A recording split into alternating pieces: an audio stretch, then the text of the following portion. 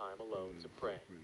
So he instructed his followers to board a boat and sail to the opposite side of the Sea of Galilee. Jesus desired some alone time to pray. Matthew 14:22. Immediately, Jesus made the disciples get into the boat and go on ahead of him to the other side, while he dismissed the crowd. The disciples were ordered by Jesus to get into the boat and travel ahead of him. They were in God's perfect will and about to enter a perfect storm, demonstrating that following God can sometimes be difficult. Nonetheless, it is only possible for it to reach you because of divine design and permission. Matthew 14:23 and 24. After he had dismissed them, he went up on a mountainside by himself to pray. Later that night, he was there alone, and the boat was already a considerable distance from land, buffeted by the waves, because the wind was against it.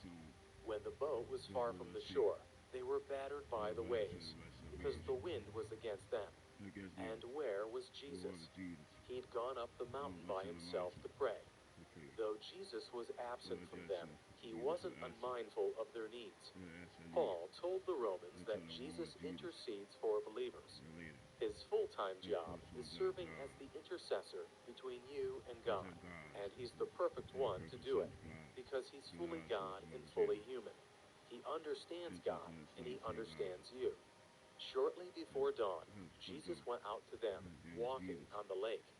When the disciples saw him walking on the lake, they were terrified. "It's a ghost," they said, and cried out in fear. But Jesus immediately said to them, "Take courage, it is I. Don't be afraid." In the middle of the disciples' sorrow, Jesus approached them on the sea, walking. Their difficulty was the raging seas, and that's exactly what Jesus walked on. He appeared to them in an unexpected way. Jesus exhibited his divine control over the universe he created, as he had done previously. When the disciples became concerned because they mistook him for a ghost, he soothed them with his words before addressing their situation. Matthew 14:28 through 32. "Lord, if it is you," Peter replied, "tell me to come to you on the water." "Come," he said. Then Peter got down out of the boat, walked on the water, and came toward Jesus. But when he saw the wind, he was afraid, and beginning to sink, cried out, "Lord, save me." Immediately Jesus reached out his hand and caught him. "You of little faith," he said, "why did you doubt?" And when they climbed into the boat, the wind died down. And Peter did something no one else would have done. He requested Jesus' permission to join him. Peter didn't only want to keep out of trouble, he wanted to have an encounter with Jesus that he'd never imagined possible. So Jesus called Peter forward, and the fearless disciple began walking on water. He felt scared, began to sink, and cried out to Jesus to save him. When he lost concentration on Jesus and focused on the strength of the wind, Matthew wants readers to realize that it was Jesus' power, not Peter's, that made this miracle possible. Before you look down your nose at Peter, though, keep in mind that he was the only one who got out of the boat to attempt the impossible. As Peter took a bold step forward in trust, the other disciples just stared. Remember, Jesus rebuked him for having little faith, not for having no faith. Furthermore, Peter knew where to turn when he began to sink. When Jesus heard Peter's cries, he grabbed him and took him into the boat, and the wind ceased.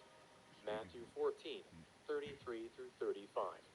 Then those who were in the boat worshipped him, saying, "Truly you are the Son of God." When they had crossed over, they landed at Gennesaret. And when the men of that place recognized Jesus, they sent word out to all the surrounding country. People brought all their sick to him.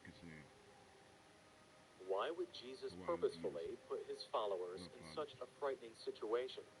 Take a look at what happened after he rescued them. The disciples prostrated themselves before him and explained, "Truly, you are the Son of God." You could be wondering, isn't this something they already knew? They did. But with each new encounter, Jesus increased their understanding and deepened their experience of Him.